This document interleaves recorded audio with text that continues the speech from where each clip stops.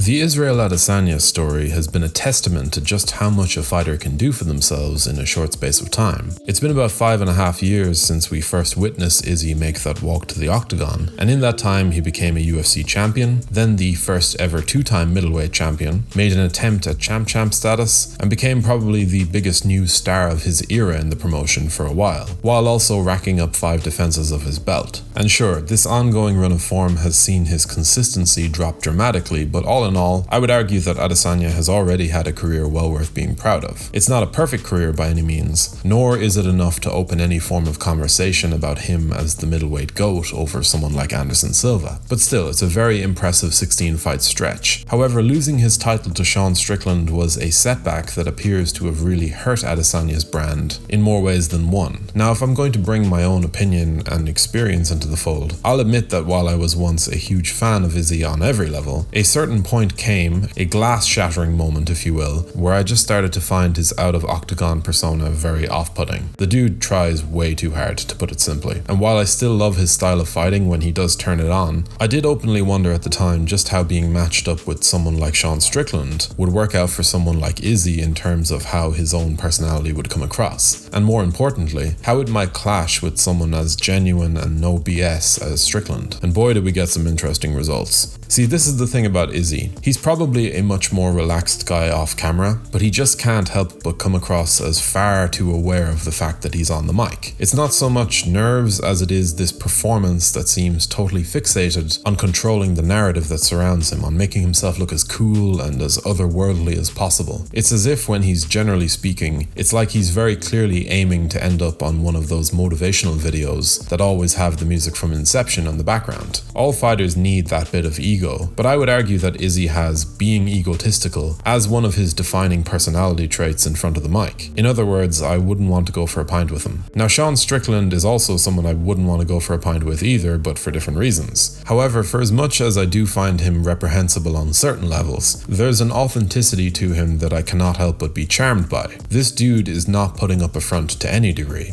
and although he makes a point of saying the most outlandish things, it's more so the in-between bits that actually eventually made me a fan. Begrudgingly, I will add. So I did wonder just how extreme the contrast here would be when you had Strickland sitting on one side of the stage and Izzy sitting on the other. And we got a preview of this dynamic about a year ago when Strickland basically tore Izzy to shreds on the mic, calling him out for a wide range of things prior to his own fight with Alex Pereira, which obviously didn't go too well for Sean. But on the mic, he most certainly got himself an easy 10-8 victory over Izzy. And the whole exchange really made Adesanya look one note in comparison. It made him look very rehearsed and rigid. And I did notice over that year or so afterwards that people started to come around to Strickland, just as I noticed a very clear drop off in Adesanya's fanbase. And look, it's not easy being a public figure, and when you do reach a certain level, you kind of have to come out of your shell a little bit if you want to be a superstar. Izzy is giving it a go, and I commend him for that. But it's pretty obvious that the fans are starting to take note of, I guess what I'd call a general air of unlikability about him. On a quick side note, if you're enjoying this video, be sure to let us know in the comment section below before leaving a like and subscribing so you don't miss any of our weekly uploads. Anyways, of course, the other stuff, the controversies that we all knew Strickland was going to bring up, the dog stuff, the Chinese stuff, whatever, that didn't help. But it did somehow make Strickland look more pure by contrast, which is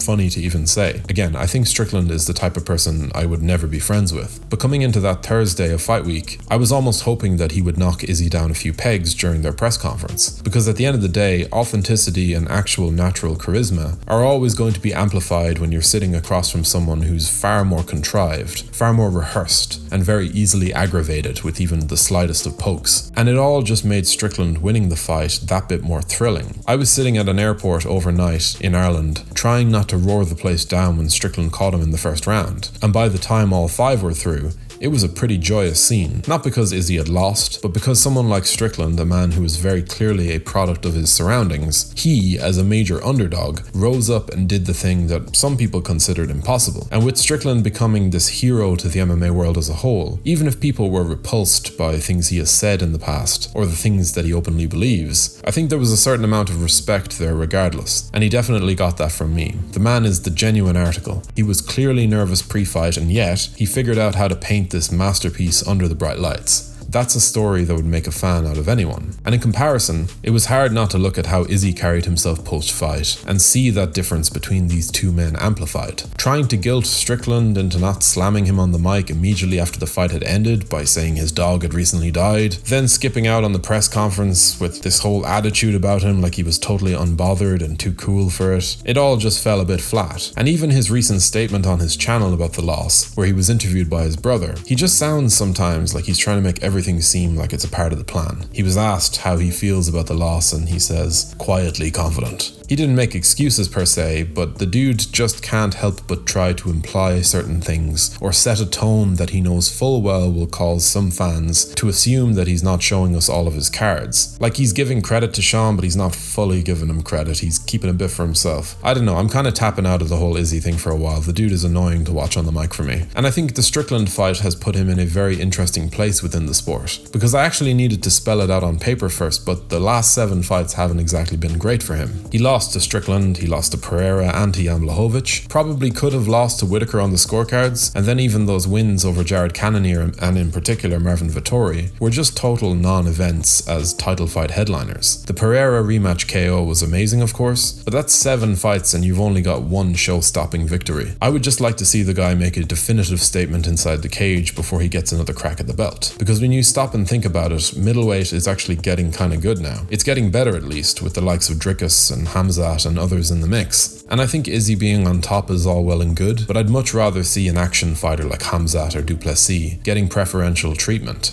Look, this isn't meant to be a hit piece on Adesanya, but I just found the UFC 293 build-up to be so dramatic before a single punch was even thrown, and I do think the attitude of the fans towards this guy has changed somewhat. He's by no means done as a top-level fighter, but if I ever do see him in the pub, I'll be turning around and walking the other way. But what do you think of Israel Adesanya, and how has your opinion of him changed, if it has at all, in recent years? And do you think he has another UFC championship victory in him, a win that would make him only the second 3-time champion in the promotion's history? Well, let us know your opinions in the comment section below before leaving a like and subscribing to the channel so you don't miss a single upload. Thank you for watching.